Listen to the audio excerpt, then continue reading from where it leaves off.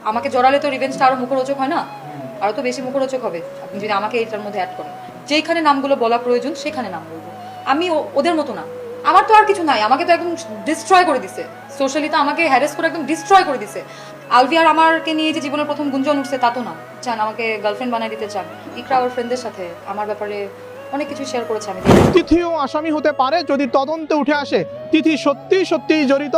ইকরার আব্বু এখানে দুইজনকে আসামি করেছেন। এই মামলার প্রধান আসামি, তার সর্বোচ্চ 10 বছর পর্যন্ত জেল হতে পারে এবং সহযোগিতা। কেঁদে কেঁদে সব স্বীকার করে নিলেন আলভির গার্লফ্রেন্ড তিথি। কিন্তু কি হয়েছিল সেই দিন? ইকরা সম্পর্কে এমন কি গোপন তথ্য জানেন তিথি, যা শুনে সবার চোখ কপালে? আর তিথির এই কান্নায় হঠাৎ করে আলভি কেন এতটা ভয় পাচ্ছেন? পর্দার আড়ালে লুকিয়ে থাকা সেই রহস্যের জট খুলতে চলেছে আজ। চলুন আজকের ভিডিও থেকে পুরো ঘটনার আসল সত্যিটা জেনে নেওয়া যাক। সোশ্যাল মিডিয়ায় এখন একটাই আলোচনা, আলভির গার্লফ্রেন্ড তিথির কান্নায় ভেঙে পড়ার ঘটনা। এতদিন মুখে কুলু পেটে থাকলেও এবার আর নিজেকে ধরে রাখতে পারলেন না তিথি। ক্যামেরার সামনে কেঁদে কেঁদে ফাঁস করে দিলেন সেই দিনের সব অজানা কথা। সবার মনে একটাই প্রশ্ন, ইকরা সম্পর্কে ঠিক কি জানেন তিথি? সূত্র বলছে ইকরা এবং আলভিকে নিয়ে ভেতরে ভেতরে যে চাপা গুঞ্জন চলছিল সেই রহস্যের সব উত্তর তিথির কাছেই ছিল। তিথি জানিয়েছেন সেই দিন ইকরার সাথে আসলে কি ঘটেছিল এবং কিভাবে পরিস্থিতির শিকার হয়েছিলেন তারা। ইকরার জীবনের অনেক না বলা কথা এবং পর্দার পেছনের আসল সত্যিটা আজ তিথির মাধ্যমেই সবার সামনে চলে এসেছে। আর এখানেই শুরু হয়েছে আসল উত্তেজনা। তিথির এই অপ্রত্যাশিত স্বীকারোক্তির পর রীতিমতো ভয়ে কাঁপছেন আলভি। কিন্তু আলভি কেন এতটা ভয় পাচ্ছেন? গুঞ্জন শোনা যাচ্ছে তিথি এমন কিছু প্রমাণ বা তথ্য সামনে এনেছেন যা আলভির কেরিয়ার এবং ব্যক্তিগত ইমেজে বিশাল বড় ধাক্কা দিতে পারে। আলভি হয়তো স্বপ্নেও ভাবেননি যে তার সবচেয়ে কাছের মানুষটি একদিন এভাবে সব সত্যি জনসমক্ষে ফাঁস করে দেবেন। নিজের সাজানো গোছানো ইমেজ নষ্ট হওয়ার ভয়েই এখন আলভি দিশেহারা। দর্শক, তিথির এই সাহসী স্বীকারোক্তি এবং আলভির এমন ভয় পাওয়া নিয়ে আপনাদের কি মতামত? আপনি কি মনে করেন তিথি সব সত্যি বলে দিয়ে ঠিক কাজ করেছেন, নাকি এখানেও কোনো লুকোনো রহস্য আছে? আপনাদের মূল্যবান মন্তব্য অবশ্যই নিচে কমেন্ট বক্সে জানাবেন। সুইসাইড করার মতো মেয়েই না, এইটা এত স্ট্রংলি বলাটাও যেরকম ভুল, আর এটাও বলতে পারবো না ইকরা অনেক উইক। যারা আগে কখনো মুখ খুলে নাই, আগে কখনো কিচ্ছু বলে নাই, এখন তারা এক একজন অনেক কথা বলছে। অনেক আগে একবার ইকরার সাথে আমার একটা কথা কাটাকাটি হয়েছিল যে আমি তোমার জায়গায় থাকলে ডিভোর্স দিয়ে দিতাম, বা আমি তোমার জায়গায় থাকলে এটা করতাম সেটা করতাম। ইকরা মারা গেছে এটা জানার আগে আমি জেনেছি যে ইকরা পাগলামি করছে, ইকরা সুইসাইড অ্যাটেম্প্ট করেছে। এটা আগে জানতে পেরেছি। সেটা জানতে পেরেছি আমি আলভির কাছ থেকে, যেহেতু আমরা একসাথে ওখানে শুটিংয়ে ছিলাম। এটা হচ্ছে পরের দিন, তারপরের দিনের ঘটনা, 28 তারিখ। 27 তারিখে কিন্তু পরে রাতের বেলা আবার আমাদের যে বললাম যে ফিমেল ডিরেক্টর যিনি ছিলেন উনি কাঠমান্ডুতে ছিলেন, উনি আসার সময় কেক টেক নিয়ে আসছে, এবং পরে আফটার শুটিং আমাদের একটু একটা ছোট সেলিব্রেশন করা হয়েছে। এটা সবার জন্মদিন সব শুটিংয়েই হয়।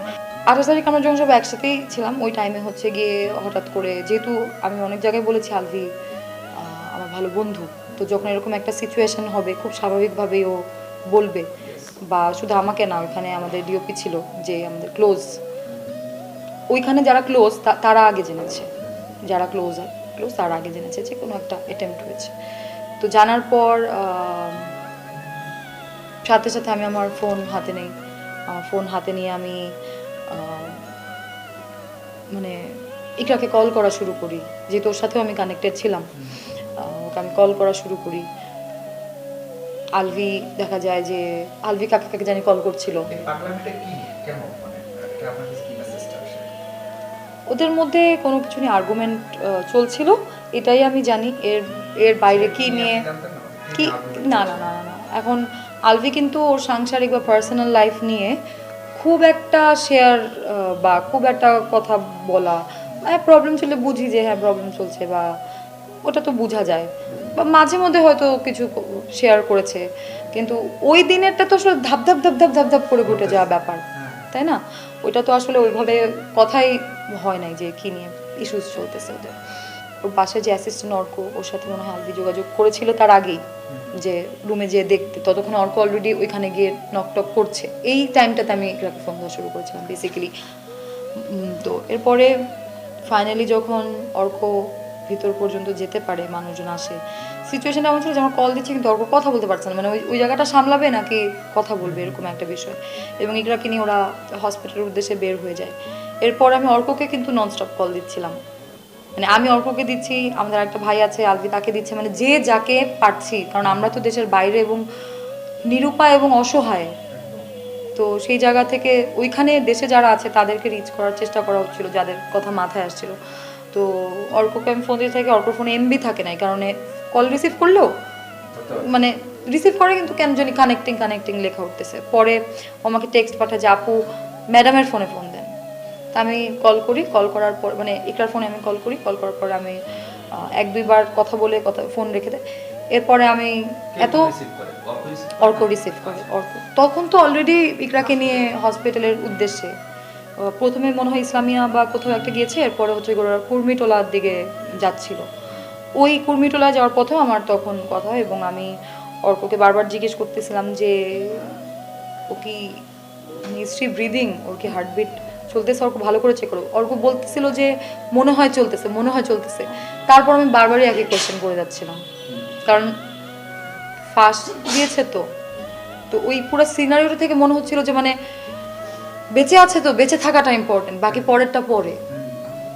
এরপরে হচ্ছে গিয়ে একটা পয়েন্টে গিয়ে আমি ওরা যখন অলরেডি কুর্মিটোলায় পৌঁছায়, আমি অর্ককে বলি যে অর্ক তুমি ফোনটা কাইটো না, তোমার আমার সাথে কথা বলতে হবে না, বাট আমাকে ফোনটা থাকে না যে আমরা লাইনে রেখে দিলাম, যাতে আমি ওইখানের পরিবেশ ওখানে কি হচ্ছে কে কি বলতেছে যেন কানেক্টেড যেন থাকি, কারণ ওই যে বললাম দূরে আছি অসহায় এবং নিরুপায়।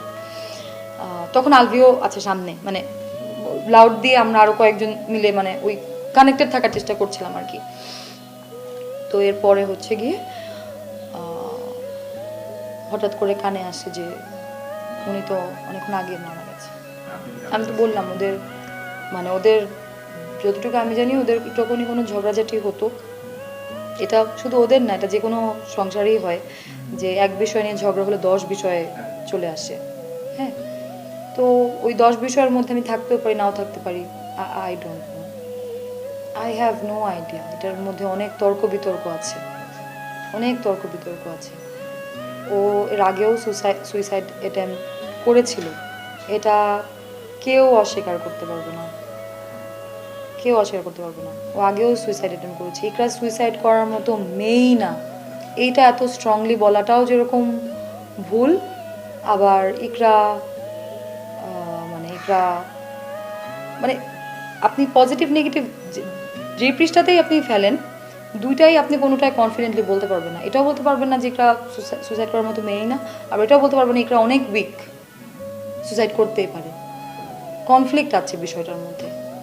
আমার কাছে মনে হয় যে কিছু মানুষ ইকরা আসলে অনেকের সাথে অনেক কিছু শেয়ার করেছে, ডিসপাইট ওর সাথে আমার যতটুকু ভালো বন্ডিংয়ে থেকে থাকুক না কেন।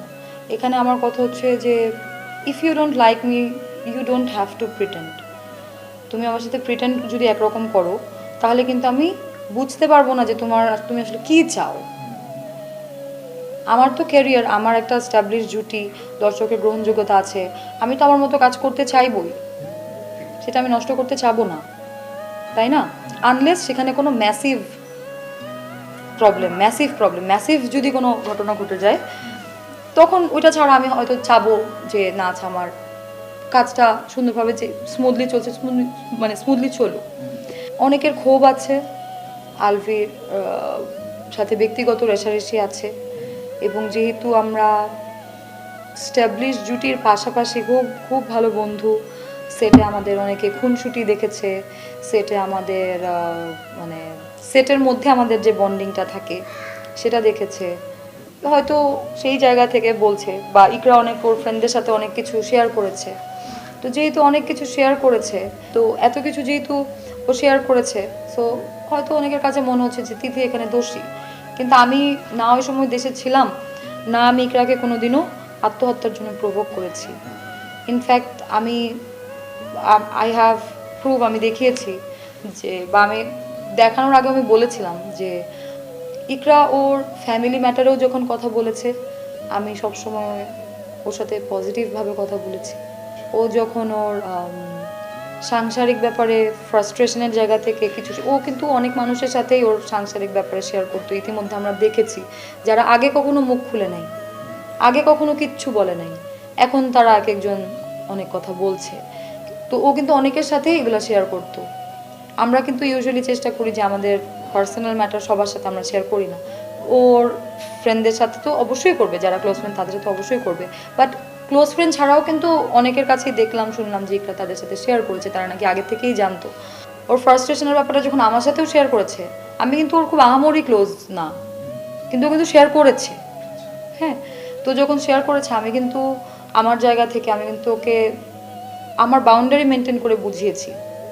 আমি কিন্তু ওকে আবার বেশি কথা বলতে পারবো না, কারণ অনেক আগে একবার ইকের সাথে আমার একটা কথা কাটাকাটি হয়েছিল।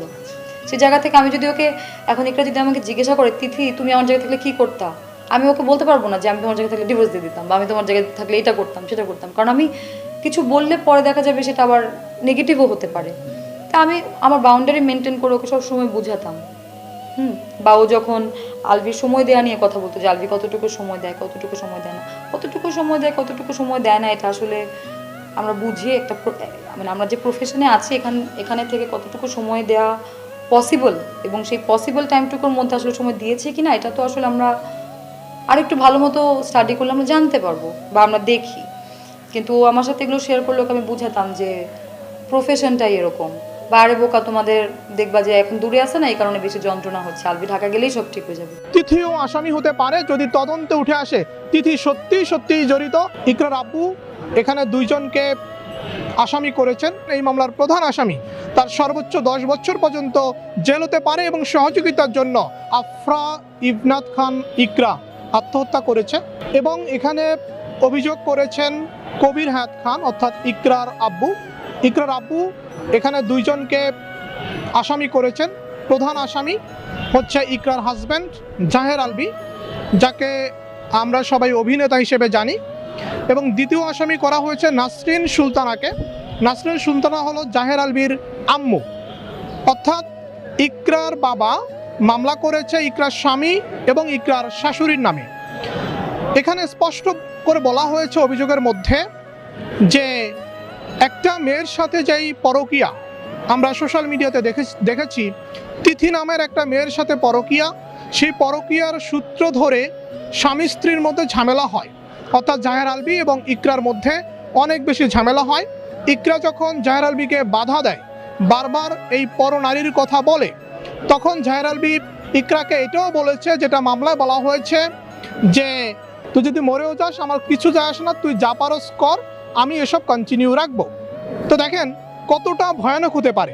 আরও বেশি ভয়ানক, ইকরার শাশুড়ি অর্থাৎ জাহের আলভির আম্মু নাসরিন সুলতানা নাকি ইকরাকে বলেছে যে তুই যা পারস কর, আমার ছেলে তোর সাথে ঘর করবে না। এই মামলায় আরও বলা হয়েছে যে ইকরাকে বিভিন্নভাবে অপমানজনকভাবে গালিগালাজ করা হতো, বিভিন্ন উস্কানিমূলক কথা বলা হতো, যেগুলো আসলে একটা সাধারণ মানুষ, স্বাভাবিক মানুষ সহ্য করতে পারে না। ইকরাও তেমনি পারে না। ইকরার কাছে মনে হয়েছে আমি এই দুনিয়া থাকলে শান্তি পাবো না, এই দুনিয়া থেকে আমাকে চলে যেতে হবে। যেই ভয়াবহতায় একটা মানুষকে নিজের প্রাণকে বিসর্জন দিতে হলো শুধুমাত্র অন্যের সুখের চিন্তা করে, অর্থাৎ জাহের আলভি এবং তিনি তার যেই পরকীয়া প্রেমিকা তার সাথে যাতে সুখে শান্তিতে থাকতে পারে। মামলাটা হয়েছে দণ্ডবিধির 306 ধারায়। এই 306 ধারায় স্পষ্ট করে বলে দেওয়া হয়েছে, কেউ যদি কাউকে আত্মহত্যায় অ্যাবেট করে অর্থাৎ অপসহযোগিতা করে বা এই অপমান, গালিগালাজ, উস্কানি অর্থাৎ বিভিন্ন প্ররোচনার মাধ্যমে একটা মানুষকে আত্মহত্যার দিকে নিয়ে যায় এবং শেষ পর্যন্ত একটা মানুষ আত্মহত্যার পথ বেছে নেয়, যেটা ইকরা নিয়েছে, এভাবে যদি ঘটনায় যদি সত্যতা প্রমাণিত হয়, মামলার অভিযোগের সাথে তদন্তে যদি সব কিছু উঠে আসে, তাহলে জাহের আলভি যিনি আছেন এই মামলার প্রধান আসামি, তার সর্বোচ্চ 10 বছর পর্যন্ত জেল হতে পারে এবং সহযোগিতার জন্য জাহের আলভির আম্মু অর্থাৎ ইকরা শাশুড়িরও কিন্তু 10 বছর পর্যন্ত জেল হতে পারে।